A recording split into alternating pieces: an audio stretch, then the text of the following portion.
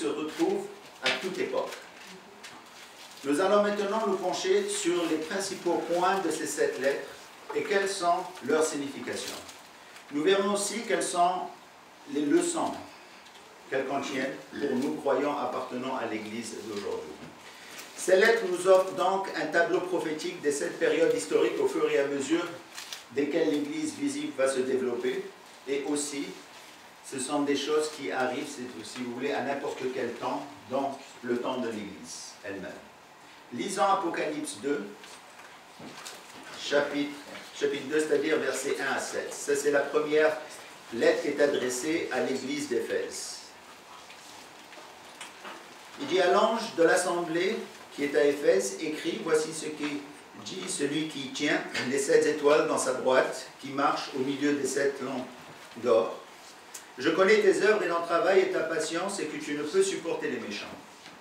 Tu as éprouvé ceux qui se disent apôtres et ne le sont pas. Et tu as les as trouvés menteurs. Et tu as patience et tu as supporté des afflictions pour mon nom. Et tu t'es pas lassé. Mais j'ai contre toi que tu as abandonné ton premier amour. Souviens-toi donc d'où tu es déchu et répands-toi. Et fais les premières œuvres, autrement je viens à toi et j'ôterai la lampe de son lieu, à moins que tu ne te repentes. Mais tu as ceci, que tu aies les œuvres des Nicolaïtains, lesquelles moi aussi je les ai. Que celui qui a des oreilles écoute ce que l'Esprit dit aux assemblées, et à celui qui vaincra, je lui donnerai de manger de l'arbre de la vie qui est dans le paradis de Dieu. Donc cette première lettre était destinée à Éphèse. Éphèse signifie la désirée. Elle représente la période de l'Église apostolique qui commença en 30 après Jésus-Christ, qui se poursuivit jusqu'à peu près 100 après Jésus-Christ, historiquement, et correspond à la mort du dernier apôtre Jean, l'auteur de l'Apocalypse. Premièrement, elle reçoit des éloges pour avoir condamné les faux enseignants. Dans le livre des Actes, au chapitre 20, 29 à 31, Paul met en garde les anciens de l'église d'Éphèse par rapport aux faux enseignants qui pourraient s'infiltrer et causer des dommages dans l'église. Au fait, ils sont venus. À l'époque où Paul écrivait la première et la deuxième épître à Timothée, les faux enseignants étaient déjà arrivés et avaient semé la corruption au cœur de l'église. C'est pour ça qu'il faut toujours tester, évidemment, ce qu'on entend par la parole de Dieu. Ces faux enseignements avaient provoqué des ravages et Timothée était assez découragé avant que Paul ne lui donne des conseils pour comment gérer la situation. Deuxièmement, l'église d'Éphèse est vantée l'église qui ne tolérait pas l'œuvre des Nicolaïtains. C'est qui ces gens-là? Nicolaïtains.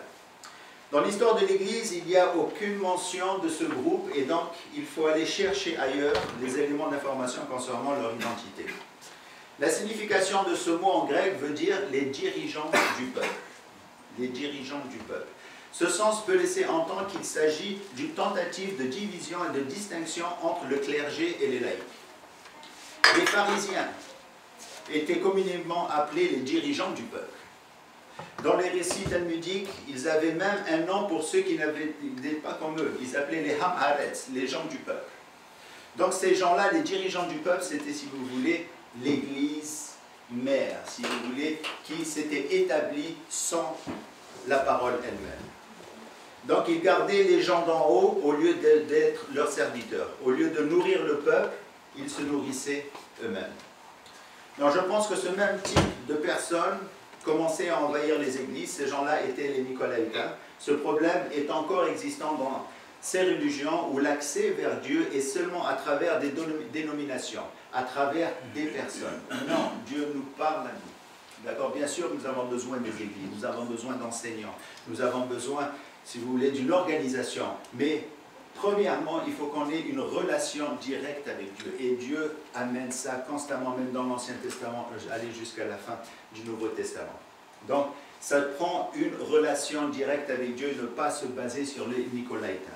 Mais il y a une condamnation contre l'église d'Éphèse. La condamnation est formulée au verset 4, ils ont perdu le premier amour, en référence à l'amour de Christ et à l'amour de la parole. C'est tellement facile de sortir de la parole. C'est tellement facile d'être absorbé par les choses du monde et d'oublier la richesse que nous avons dans la parole. Est-ce que vous vous souvenez, quand vous êtes devenu croyant pour la première fois en Jésus, comment vous étiez peut-être enthousiaste et vous êtes allé partout prêcher la parole et qu'est-ce qui est arrivé en fait? Pourquoi vous ne le faites plus? C'est un peu ça la question. Mais ces chrétiens avaient perdu dans ce sens-là leur premier amour, ils n'étaient plus évangélistes. Et Jésus les insiste fortement à se rappeler de leur premier amour, à se repentir et à retourner sur leurs pas. Leur échec se traduira par le retrait de leur chandelier. Qu'est-ce que le chandelier représente? Ah oui, il représente le service. Le Saint-Esprit qui nous utilise pour aller prêcher la parole. C'est le service. Jésus dit, si tu ne continues pas dans la parole, je te renvoie. C'est un peu ça. Non pas que nous allons perdre le salut, nous ne perdrons pas le salut. Mais la plupart, la majorité des chrétiens ne sont pas aussi fonctionnels qu'ils devraient l'être, n'est-ce pas? Nous sommes la lumière du monde. C'est ça, nous sommes la lumière du monde, nous sommes le service au monde, nous sommes les prêtres du monde. Alors Jésus il dit non, je ne peux plus t'utiliser parce que ta vie n'est pas propre et pas par rapport à ce qu'il devrait être pour le service. Alors c'est un peu ce qui se passe, il dit je vais vous enlever ces lampadaires, vous ne pouvez plus être la lumière de ce monde elle-même. Donc ça nous parle à nous, n'est-ce pas? Vous savez, je crois que chaque personne, chaque croyant qui a été appelé, est appelé à être aussi un Abraham, un Isaac, un David et un Paul. Okay? Mais à un certain moment, bien sûr, les choses arrivent et ainsi de suite. Mais c'est pour ça que Dieu dit, Jésus dit, retournez votre premier amour. La deuxième lettre est celle adressée à l'église de Smyrne. Chapitre 2, versets 8 à 11. Et à l'ange de l'assemblée qui est à Smyrne, écrit, voici ce que dit le premier et le dernier qui a été mort et qui a repris vie. Je connais ta tribulation et ta pauvreté, mais tu es riche. Et l'outrage de ceux qui se disent juifs et ne le sont pas, mais ils sont la synagogue de Satan. Ne crains en aucune manière les choses que tu vas souffrir. Voici, le diable va jeter quelques-uns d'entre vous en prison, mais que vous soyez éprouvés et que vous aurez une tribulation de 10 jours. Sois fidèle jusqu'à la mort, je te donnerai la couronne de vie. Que celui qui a des oreilles écoute ce que l'Esprit dit aux assemblées. Celui qui vaincra n'aura point à souffrir de la seconde mort. Smyrne signifie le myrrhe, d'accord, qui est associé à la mort et à l'embaumement. Ainsi, cette église devient le symbole parfait de la deuxième période de l'église, de l'histoire de l'église, celle de la persécution romaine entre 100 et 313 après Jésus-Christ. Premièrement, ils ont été loués pour avoir eu de la patience dans leur souffrance. Ils ont souffert violemment, mais ils ont enduré leur souffrance avec patience. Deuxièmement, ils ont été félicités pour avoir supporté le blasphème de ceux qui se prétendent juifs, mais qui ne le sont pas. Qui étaient ces gens-là? La plupart disent que ce sont des juifs, que c'était des persécutions des juifs à cette église. Okay? Mais dans cette église, en fait, dans cette vie, il n'y avait pas beaucoup de juifs. Le texte est clair, il dit « ils se disent juifs, mais ne le sont pas ». Ça veut dire que ce n'est pas des juifs. Ce sont des gens qui se prétendaient juifs. Comment est-ce qu'on peut se prétendre juif? Probablement à travers la théorie du remplacement, qui se disent Nouvel Israël, parce que le synonyme de juif, c'est Israël. Ceux qui se disent nous sommes la nouvelle Israël, nous avons remplacé les juifs, nous sommes le nouveau peuple de Dieu. Peut-être cela, c'est cela, parce que c'est ce que nous voyons comme dénominateur commun dans toutes les sectes. Ils se disent tous la nouvelle Israël. Okay? Dénominateur commun 1, c'est qu'ils se disent que Jésus n'est plus Dieu. Le deuxième dénominateur, c'est qu'ils se disent tous la nouvelle Israël. Jésus dit, faites attention à ceux qui se disent juifs, mais ne le sont pas. Okay? Alors c'est un peu cela qu'ils allaient voir. Et Smyrne est une des deux églises auxquelles Jésus ne reproche rien. Il n'y a donc pas de condamnation, ici citée. Une promesse est annoncée au verset 11. Bien qu'ils vont probablement mourir de mort violente, ils ne mourront pas une deuxième fois. Font référence à quoi? À la mort, c'est-à-dire du lac du feu lui-même. Donc ce sont des gens sauvés. La troisième lettre est celle de l'église de Pergame. La période du temps visée ici est une triste histoire de l'église à partir de l'empereur Constantin, 313 à 600 après Jésus-Christ. Chapitre 2, versets 17 à 13, il dit « Et à l'ange de l'assemblée qui est à Pergame écrit, voici ce que dit celui qui a l'épée aiguë à deux tranchants. Je sais où tu habites, là où est le trône de Satan. Et tu te tiens ferme, et tu tiens fermement là. Et tu n'as pas nié ma foi. Même dans les jours dans lesquels Antipas était mon fidèle témoin, qui a été mis à mort parmi vous, là où Satan habite. Mais j'ai quelque chose contre toi. C'est que tu as là des gens qui tiennent la doctrine de Balaam, lequel enseignait à Balak à jeter une pierre d'achoppement devant les fils d'Israël, pour qu'ils mangèrent des choses sacrifiées aux idoles, et qu'ils commettent la fornication. Ainsi, tu as, toi aussi, vers toi ceux qui tiennent la doctrine des Nicolaïtas. Reprends-toi donc, autrement je viens à toi proprement, et je combattrai contre eux par l'épée de ma bouche. Que celui qui a des oreilles écoute ce que l'Esprit dit aux assemblées. À celui qui vaincra, je lui donnerai de la manne cachée, et je lui donnerai un caillou blanc, et sur le caillou un nouveau nom, écrit que nul ne connaît sinon celui qui le reçoit. Pergame veut dire complètement marié. Il s'agit ici de l'église de la période de Constantin qui est considérée l'église mariée à l'État. Ok, ça c'est un problème dans l'histoire de l'église. L'église et l'État sont deux choses différentes. Nous ne vivons pas dans un... C'est-à-dire que Dieu n'est pas le roi du Canada, il n'est pas le roi du monde. Donc l'État et l'église devaient être toujours séparés. Et au verset 13, on trouve les éloges pour les croyants de cette église. Ces personnes étaient réputées pour n'avoir pas renié leur foi, et l'église se distinguait par un de ses membres, un certain Antipas, qui a souffert le martyre après avoir témoigné de sa foi. Rien d'autre n'est ajouté à propos d'Antipas, dont on ne sait pratiquement rien du tout à son sujet, mais Antipas veut dire contre tous, et indique probablement qu'il se tenait fermement contre toute invasion dans l'église. Alors, on a besoin d'Antipas aujourd'hui, n'est-ce pas? Une condamnation est annoncée au verset 14 et 15. Ils sont condamnés pour deux motifs. Premièrement, au verset 14, ils sont condamnés pour avoir permis à certains de soutenir l'enseignement de Balaam. Un enseignement qui ne cesse d'attirer les gens dans nos églises. Qui était Balaam et quel est son enseignement? Mais vous voyez ce que Jésus fait ici. Il va tirer l'enseignement de l'Ancien Testament. D'accord?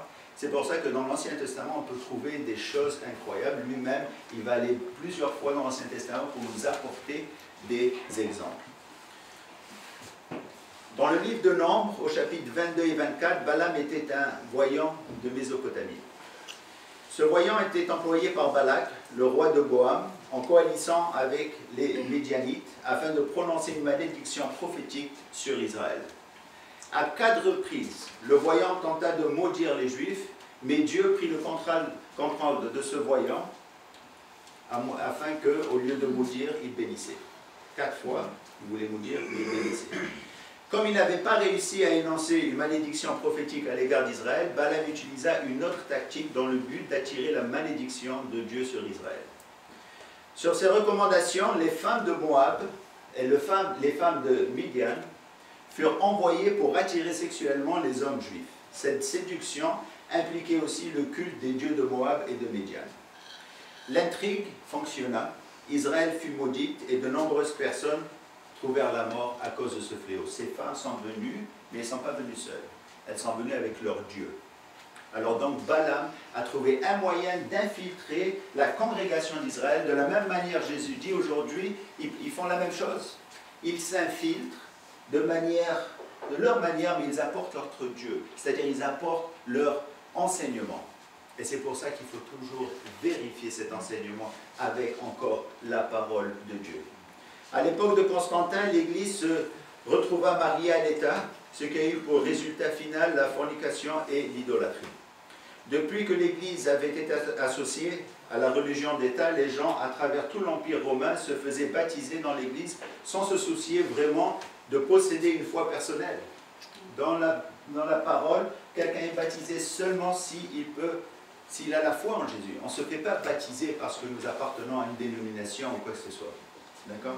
En conséquent, un grand nombre écrasant de païens pénétra dans l'Église. Alors ils sont devenus chrétiens juste par le baptême d'une dénomination. Là, on voit un mariage, et donc un mariage qui n'était pas saint, et on voit un mélange de croyants et de non-croyants, d'accord, livrés et le blé ensemble dans la même église, et on ne savait plus qui est qui. Dans ce sens-là, Balaam a réussi. Et ça, c'est un danger qui nous guette. Et moi, je peux vous dire que c'est un danger qui nous guette à toutes les semaines, chez nous en tout cas. Okay. Nous avons des anciens qu'on appelle des policiers. Ils sont à la porte, là, quasiment en train de poser des questions à des nouveaux, parce que nous avons beaucoup de personnes nouvelles et ainsi de suite. Donc, c'est quelque chose qu'il faut voir. Deuxièmement, au verset 15, les gens de l'église de Pergame sont condamnés pour avoir laissé entrer l'enseignement des Nicolaïtes. Il s'agit du même groupe de l'église d'Éphèse, qui l'Éphèse ne les avait pas tolérés, mais eux les ont tolérés. C'est pendant cette période de l'église, de l'histoire de l'église, qu'une nette distinction se fit entre le clergé et le laïc. Chacune avait des ensembles de lois et de règlements différents. Un ordre de prêtres fut établi dans l'église et commença à se corrompre davantage. Les bases de ce qui allait suivre dans la prochaine phase de l'âge de l'église étaient posées. Une des exhortations était de leur donner une pierre blanche. Dans le monde ancien, il y avait deux cas dans lesquels quelqu'un pouvait recevoir une pierre blanche. Le premier cas, lorsque quelqu'un était jugé, s'il était trouvé, si vous voulez, c'est-à-dire non coupable, on lui donnait une pierre blanche. Aussi, quand quelqu'un avait un nouveau nom, on lui donnait un nouveau nom pour une nouvelle mission, parce que les noms dans la Bible, évidemment, ont tous une signification très particulière, on lui donnait aussi une pierre blanche. Donc, c'est ce que Jésus avait, si vous voulez, le message qu'il avait pour eux. Donc, la quatrième lettre est celle adressée à l'église de Thyatire, de l'époque 600 à 1517. Voici ce que Jean écrit au sujet de cette église dans Jean 2, 18 à 29. Il dit, écrit à l'ange de l'église de Thyatire, voici ce que dit le Fils de Dieu, celui qui a les yeux comme une flamme de feu et dont les pieds sont semblables à de l'airain ardent. Je connais tes œuvres, ton amour, ta foi, ta fidélité, ta constance et tes dernières œuvres, plus nombreuses que les premières. Mais ce que j'ai contre toi, c'est que tu laisses la femme Jézabel, encore Jésus retourne dans l'Ancien Testament, Jézabel qui se dit prophétesse, enseigner et séduire mes serviteurs pour qu'ils se livrent à l'impudicité et qu'ils mangent des viandes sacrifiées aux idoles. Je lui ai donné du temps afin qu'elle se repentisse, mais elle ne veut pas se repentir de son impudicité. Voici, je vais la jeter sur un lit, l'envoyer dans la grande tribulation, à ceux qui commettent adultère avec elle, à moins qu'elle ne se répente de leurs œuvres. À celui qui vaincra, et qui gardera jusqu'à la fin mes œuvres, je donnerai l'autorité sur les nations. Et il pètera avec une verge de fer, comme on brise les vases d'argile, afin que moi-même, j'en ai reçu le pouvoir de mon Père. Et je lui donnerai l'étoile du matin.